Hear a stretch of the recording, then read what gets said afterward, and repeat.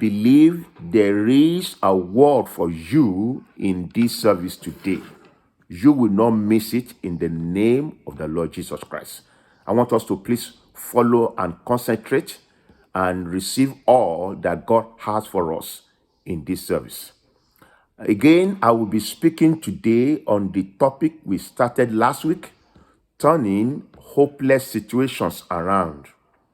In essence, if you find yourself in a situation that looks hopeless, as if there is no way out, how do you turn this situation around? How do you turn it around to your favor? How do you turn that stopping stone to become a stepping stone for you? That thing where you think and people around you think there is no way out, how do you turn it around? That is what we are discussing. This is a very important and practical discussion today, and I want all of us to receive the word of God. Let's give our full concentration and receive the word of God. Let us pray together. Father, in the name of Jesus, we look unto you again today. You are the source of life. You are our strength. You are our Savior. You are our buckler. You are everything for us. Today, Lord Almighty, we thank you for this service from the beginning to this moment. We are grateful unto you. We look unto you, Lord, for the next few moments that every one of us, you will speak to us. Words of encouragement and blessing from you in the name of the Lord Jesus Christ. That area that the devil thought he has imprisoned your people, today there shall be deliverance, they shall be released in the mighty name of Jesus Christ. Lord, let your word come with your power. Let it come with your anointing. Let it save, let it heal, let it deliver today. And Lord, we promise you and you alone will have all the glory. In the name of Jesus Christ, we pray. Amen. Amen. So once again, turning hopeless situation around. We started last week and we're just going to continue this week. I don't know how far we can go. I'm not going to rush, but I just want us to receive what God is saying to every one of us. Any kind of situation in our lives can be turned around. God loves to bring us to a turning point, every one of us. A point where you no more stand still. A point where you are not stagnant. A point where, though the Red Sea is ahead of you, you are hearing the voice of God saying to you, move ahead, move ahead. Though the armies of Pharaoh are behind you, but you are hearing the voice of God, move ahead. I believe that is what this message is about to every one of us. We read last week from Psalm 126, verses 1 to 3. It says, when the Lord turned again the captivity of Zion, we were like them that dream. You are going to have a good dream because God is going to do something good, something great, something marvelous in your life and in my life in the name of the Lord Jesus Christ. He said, then was our mouth filled with laughter and our tongue with singing. Then said they among the heathen, the Lord has done great things for them. Verse 3 says, the Lord has done great things for us, whereof we are glad. This is the time when God is turning again the captivity of his people. We explained last week. The Bible says in verse 1, when the Lord turned again the captivity of Zion, that means God has turned the captivity of Zion before. And then along the line, some things happen, and God had to turn it again. I want to say that God is not yet fed up with you. God is not finished with you. If he turned your captivity before, he can turn your captivity again. And he can do it again and again and again. 2 Corinthians chapter 1 verse 10. It speaks about God who has delivered us in the time past.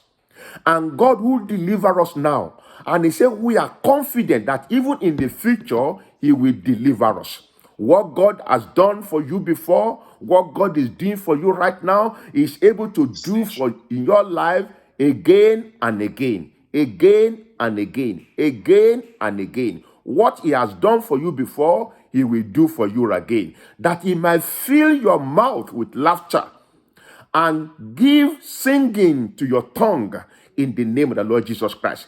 Even unbelievers, those who are not Christians, they will see it, they will see your testimony, they will hear of your testimony, and they will say that indeed this has been done by your God. Verse 3 says, the Lord has done great things for us, wherefore we are glad. God is going to fill your heart with gladness. Sorrow will roll away. Shame will roll away. God will fill your heart with gladness in the mighty name of the Lord Jesus Christ. We are believing God that upon His word right now, God has the anointing to destroy every yoke. God has the anointing to destroy every yoke, to pull down every work of the devil, and to grant you that which God has prepared for you in the mighty name of the Lord Jesus Christ. I want to encourage every one of us listening today. Every hopeless situation can be turned around. Every hopeless situation can be turned around. Every hopeless situation can be turned around. In Genesis chapter 18, verse 14, the Lord says, is anything too hard for the Lord? Is anything too hard for the Lord? At the appointed time, I will return to you according to the time of life, and Sarah shall have a son. At this time, humanly speaking, we will say it is impossible for Sarah to have a child. But God is saying, though it is difficult with man, it is not difficult with God. Is anything too hard? Is anything too hard for the Lord? Anything. I want to ask you that question also. You look into your life, you think, oh, this is beyond God, or you think God cannot help me in this situation. You think, oh, my condition is hopeless. Your banker may say they cannot help, but God can help you. Doctor may say they cannot help, but God can help you. Your family members may say they cannot help, but God can help you. Is there anything hard for the Lord? He is the God, the creator of universe. He is the beginning and the ending. He is the almighty God. Is there anything too hard for the Lord in your life? Your answer to this question will determine how God will release His power into your situation, into your condition. That is very, very true. In Mark chapter 10, verse 27, the Bible says, but Jesus looked at them and said, with men it is impossible, but not with God. For with God all things are possible. It is true. There are many things that are impossible with men. We agree. We know it is true. There are many things that are impossible with men, but not with God. Not with God. Not with God. He said, because with God, all things are possible.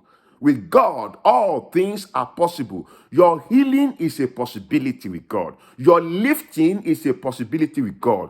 God giving you peace and joy is a possibility with God. God enlarging you is a possibility with God. God promoting you is a possibility with God. God bringing you the deliverance that you desire is a possibility with God. He said, for with God, all things are possible. God is able. When we come to a point that looks like impossibility with men, I want you to remember that is not with God. For with God, all things are possible. With God, all things are possible. Last week we read about the life, we read about the story of King Hezekiah, who was sick unto death, and then God sent prophet Amos to him to go and tell him, put your house in order. You are going to die. You are not going to live. And one thing we see there, though that condition, his situation looked hopeless, we see that this man did something. As I mentioned last week, he pressed certain button that, turn his hopeless situation around. And God has that button for every one of us also today. You can press the same button. In the Bible says, in those days, Hezekiah was sick and near death. And Isaiah the prophet, the son of Amos, went to him and said to him, thus said the Lord, set your house in order, for you shall die and not live. If one hears that from a true prophet of God, you can say, oh, that is a hopeless situation. This man will surely die. There is no way he can live again. But look at what Hezekiah did from verse 2. Then Hezekiah turned his face towards the wall and prayed to the Lord. I mentioned to us last week, when you turn your face to the wall, it means that you turn your face away from men. You turn away from doctors. You turn away from those who say you are going to die. You turn away from those who say you are going to live. You turn away from the help of men. You turn away from wherever that you can come, human. You turn to the Almighty God. You turn to the wall. You see no man, but you only see the God who created you. And verse 3 says, Hezekiah told God, remember now, O Lord, I pray, how I have walked before you in truth and with a loyal heart, and have done what is good in your sight. And Hezekiah wept bitterly. King James Version says Hezekiah wept sore. And in verse 4, and the word of the Lord came to Isaiah. Today may the word of the Lord for you come again. The word that will take you from the point of hopelessness to the point of hopefulness in the name of the Lord Jesus Christ. And the word of the Lord came to Isaiah saying, go and tell Hezekiah, I'm here this morning as one who has been sent by God to you to deliver a message to you. And this is the message. Thus says the Lord, the God of your father, I have heard your prayer. I have seen your tears. Surely I will add to your days 15 years. God is saying you will not die now, you will live. You will live to fulfill your destiny. You will fulfill the purpose of God for your life. You will not die prematurely. God still has many years ahead for you. And Satan will not rob you of that in the name of the Lord Jesus Christ. That is the word of the Almighty God. We mentioned last week that Abraham, Hezekiah, Lazarus, they had their hopeless situation turned around. The woman with the issue of blood also had her hopeless situation turned around. And last week we closed by mentioning a few steps that are needful for us to take in order to turn her hopeless situation around. This is a real experience that men go through. You feel you are in the prison. You feel you cannot move forward. You feel everything is at a standstill. But God is saying that condition is not the end of your life. Yes, your present condition is not the conclusion of your life. Something good will still happen to you in the mighty name of the Lord Jesus Christ. Now, let me quickly run through these steps and then I will take them one after another. One, when you find yourself in a situation that looks hopeless, one, do away with every form of sin. Do away with every known sin. We explained about this last week. God says in Isaiah chapter 59, verses 1 and 2, he said, behold, the Lord's hand is not shortened, that it cannot save, neither his ear heavy, that it cannot hear, but your iniquities have separated between you and your God, and your sins have hid his face from you, that he will not hear. Sin is a barrier. Sin blocks answer to our prayers, and we must get rid of that. Thank God the Bible says sin, Romans chapter 6 verse 14 says, sin shall not have dominion over you. Sin shall not have dominion over me. Sin shall not have dominion over every member of this congregation. No, God has not given power to sin to have dominion over us. But we must get rid of it. Psalm 66 verse 18, the psalmist says, if I regard, if I cherish, if I hold to, if I harbor iniquity in my heart, the Lord will not hear me. In essence, It is possible that some people are in the condition in which they are because they are harboring sin. They are cherishing sin in their hearts. And God said, no, as long as you hold on to your sin, there is nothing I can do. But when you get rid of that, then this situation, this hopeless situation, will be turned around. The second point I'm going to mention is that spend time to wait on God. You know, some people, when they have challenges in life, they are free to talk to people. They are not talking to God. They are free to tell everyone what they are going through, but they have not spent time to talk to God. That is very, very important. Not just to talk to God, you wait in the presence of the Almighty God. Wait in the presence of God. You see, the psalmist says in Psalm 40, verse 1, I wait patiently for the Lord, and he inclined to me and heard my cry. When you wait patiently for the Lord, he will listen to you. That condition looks as if there is no answer coming. But when you spend time to wait patiently for the Lord, he will listen to you. Then he did something from verse 2. He brought me up also out of an horrible pit, out of the miry clay, and set my feet upon a rock, and established my going. And he has put a new song in my mouth, even praise unto our God. Many shall see it and fear, and shall trust in the Lord. This is what we want God to do for in us. This is how we want God to turn situation around for us. He brought me up also out of an horrible pit, out of a miry clay. He set my feet upon a rock and established my going. That is what we want God to do for us. That is what we've been crying to do, to God to do in our lives. But we must spend time to wait in his presence. We must spend time to wait in the presence of the Almighty God. In Job chapter 14, verse 14, the Bible says, if a man die, shall he live again? All the days of my appointed time will I wait till my change come. I believe God, a change for the better is coming for you. But the Bible says here, I will wait. I will wait until my change come. I will not run ahead of God. I will not quickly make my own arrangement and then begin to execute it outside God. No, that does not work. In Lamentation chapter 3, verse 25, the Bible said, the Lord is good unto them that wait for him, to the souls that seek him. God is good to them that wait for him. Do you want to see the goodness of God? Then wait for God. Don't rush ahead. Wait in his presence. In his presence, as you wait, spend time to pray. Spend time to listen to him.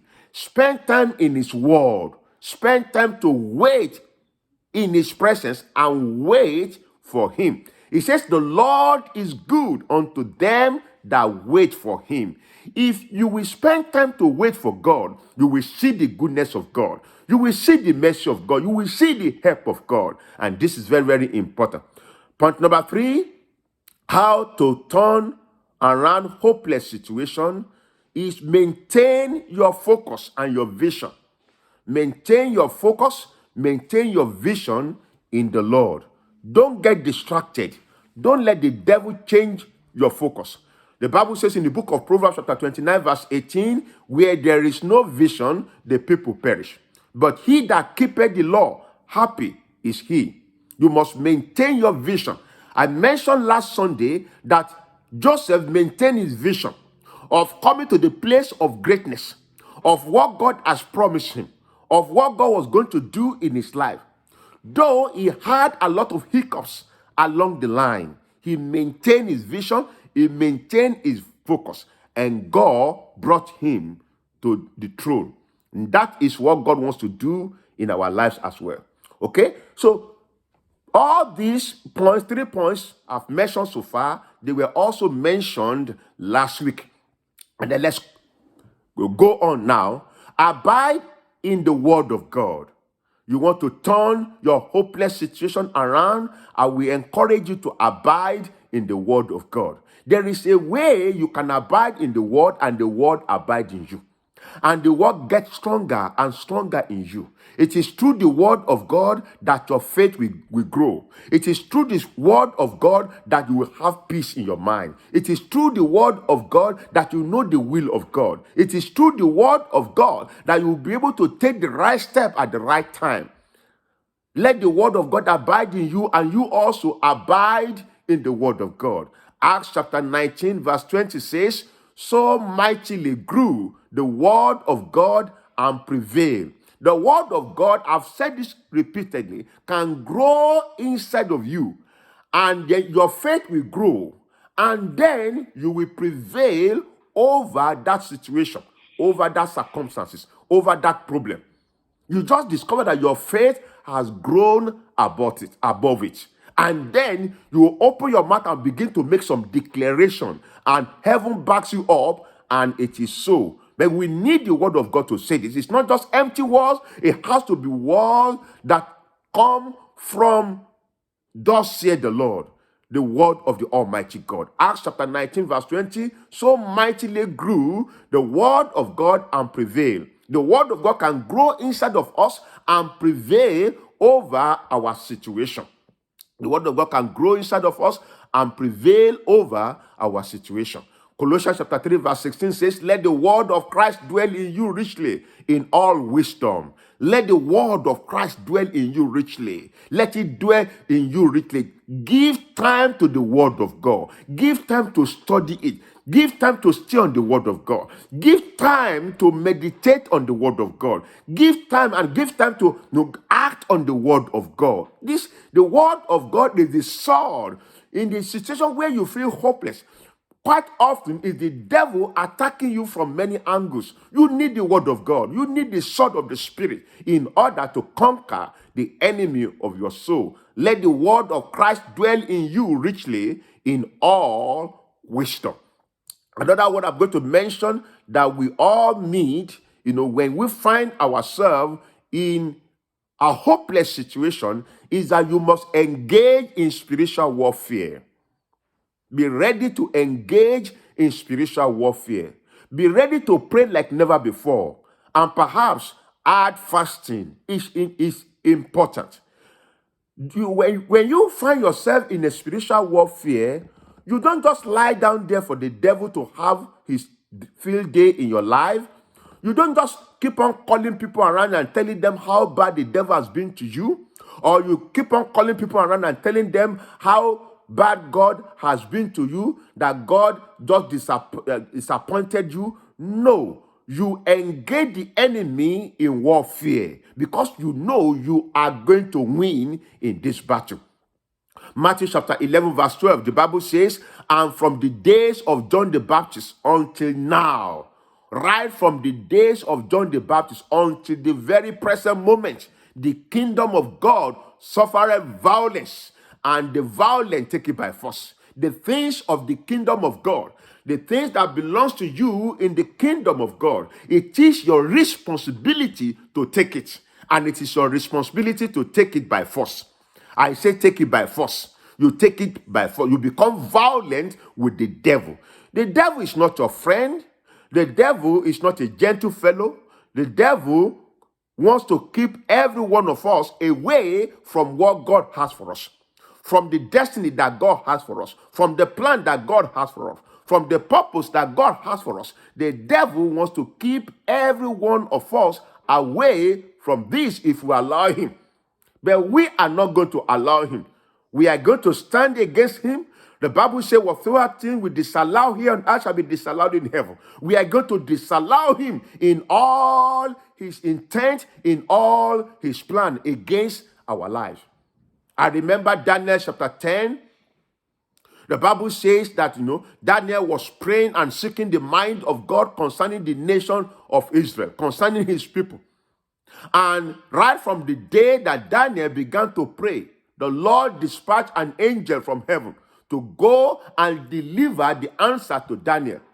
But while the angel was coming, a demonic entity stood against the answer.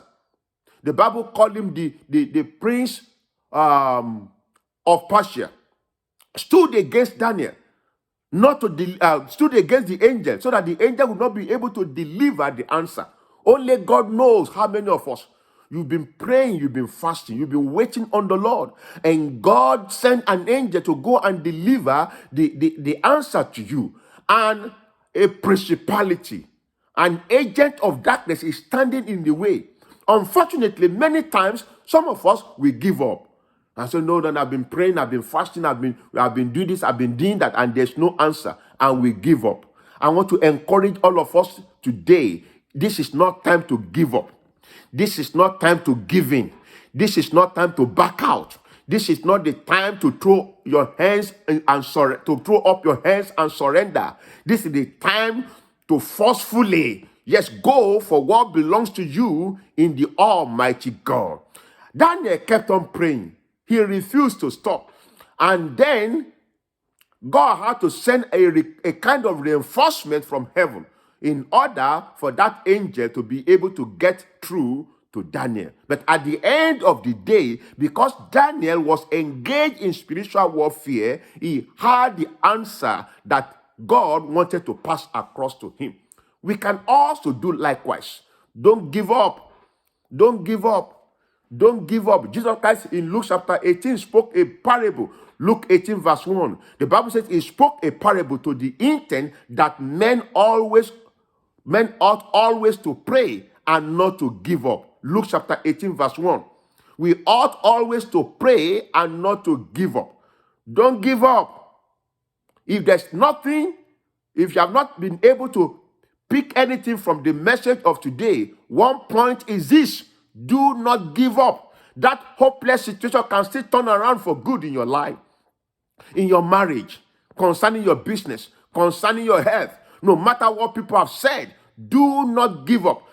I'm speaking to us today as a messenger of the Lord, as one who has found favor of the Lord, as one who has called of God. Don't give up. This is the word of God to you today.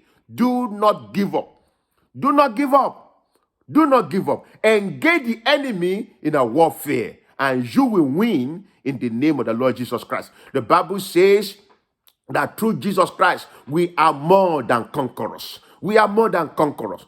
Yes, we are winners every day. Even when it looks as if there's no way out, I want to tell you there is a way out for you in the name of the Lord Jesus Christ. When the children of Israel found themselves, standing just before the Red Sea, and they had the army of Pharaoh coming before them, humanly speaking, we will say there was no way out. But God knows how to find a way out for every situation we find ourselves in.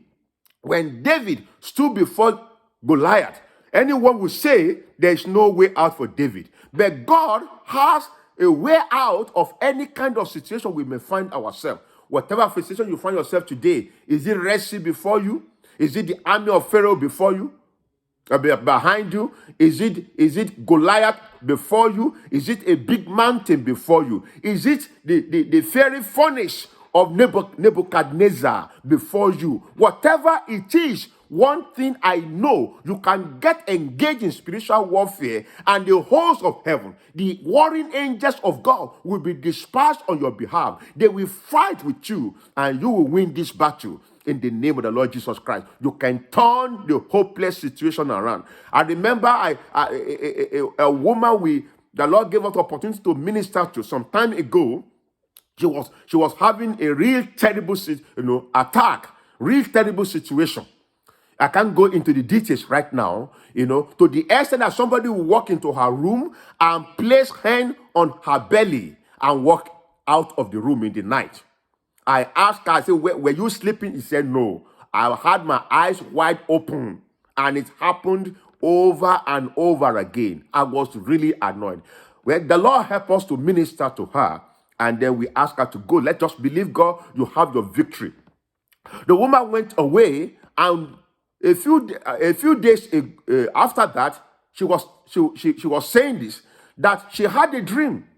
And in that dream, she saw herself and another fellow really fighting, and they were wrestling, She said as they were wrestling, she was sweating. She was sweating. She was feeling as if strength was going out of her, life was going out of her. And then she said, suddenly, she saw some men, some men came suddenly. The way she described, she said those men, they were all dressed in white. They put on white apparel. She said they suddenly came, and one of them stepped out and came close to her, and one of them carried her. She said when that man carried her, she was just like a baby in the hand of that man. And then they put her aside, and the men focus on this other fellow she has been wrestling with. And of course, you will know the result of that battle. God is there for you, but you must be ready to engage in spiritual warfare in order to turn around that hopeless situation. I'm going to conclude with this. 1 Timothy chapter 6 verse 12 says, fight the good fight of faith. 1 Timothy chapter 6 verse 12. Fight the good fight of faith. God didn't say when you are going through trouble, just sleep or just cry or just lock up yourself in the house. No, it is time to fight.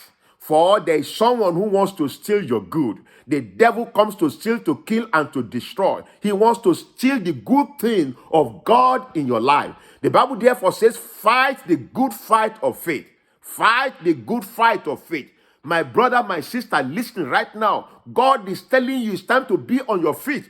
Put on your armor as a soldier and fight the good fight of faith. He said, lay hold on eternal life, whereunto thou art also called, and has professed a good profession before many witnesses.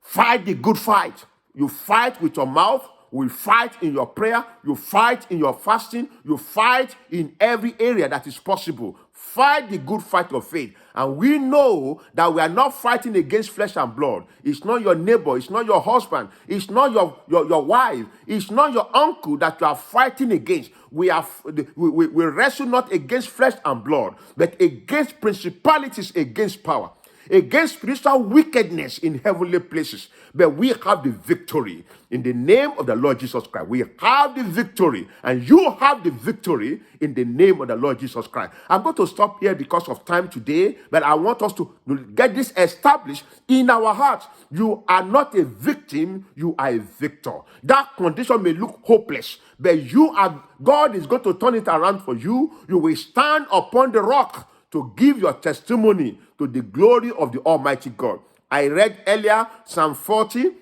I want to go back there again. Psalm 40 from verse 1. It said, I waited patiently for the Lord, and he inclined unto me and heard my cry. Your cry today will not go unheard.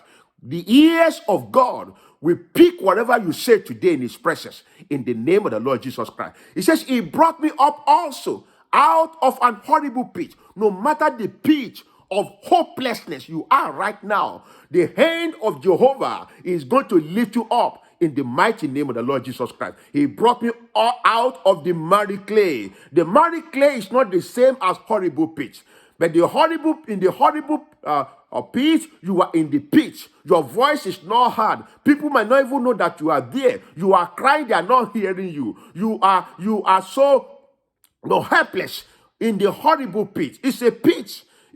Something covers you. But the miry clay is not so. In the miry clay, you can still walk. You can still move. But you are not moving the way you ought to move. Where you should cover in a day, you are spending like 10 days to cover it. It's a miry clay. When you try to take off your foot, you get stuck again. And you want to take off your foot again, and you get stuck. That is the experience of a miry clay. But God is bringing you and God is bringing me out of the miry clay. Not only that, he says, he set my feet upon a rock.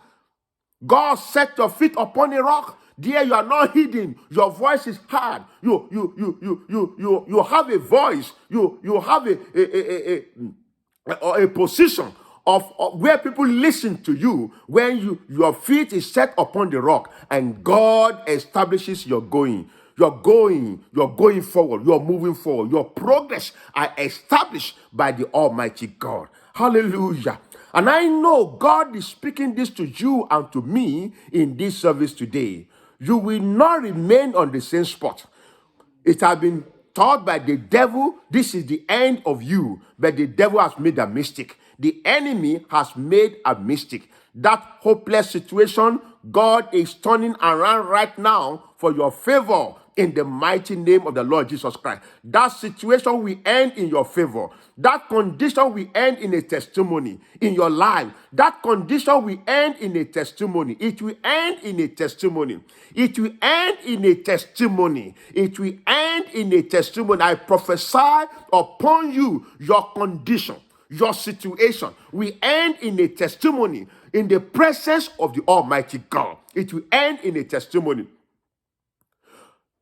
The wife of Abraham, Sarah, said, people laughed at me before, but now after I have Isaac, they will laugh with me. People will come and laugh with you because God will fill your mouth with laughter. He will put song in your mouth. In the name of the Lord Jesus Christ, I speak into our lives today. Everyone listening right now, today, in the name of the Lord Jesus Christ, God will make a way for you where there seems to be no way. God will start something new in your life that will bring you to the mountain top. In the name of the Lord Jesus Christ. Everybody listening right now, I want you to pray. Just begin to pray for yourself. That God will make a way for you. God will turn around that situation on your behalf. In the name of the Lord Jesus Christ, concerning your business, concerning your marriage, concerning your home, in the name of Jesus Christ, God is not yet done with you. In the name of Jesus. Yes, God is about to do something right now. That hopeless situation is turning right now. It's turning to your favor in the mighty name of the Lord Jesus. Come on, somebody pray. Come on, pray. Pray in the name of Jesus Christ. That situation, command it to turn to your favor. To turn to your favor. To turn to your favor. Maybe it's about your children. Maybe it's about your grandchildren. I want you to command that situation now to turn to your favor. In the name of the Lord Jesus Christ. God is sending on your behalf right now the warring angels of God to fight on your behalf. I want you to stand on your feet and tell the devil, no, you will not run me out of town. In the name of the Lord Jesus Christ, I have the Almighty God by my side. Jehovah, the man of war, is by my side. You cannot run me out of town. You cannot run me crazy. No, in the name of the Lord Jesus Christ, that which God has for me belongs to me. I take it right now in the name of Jesus Christ. Come on, pray, everybody.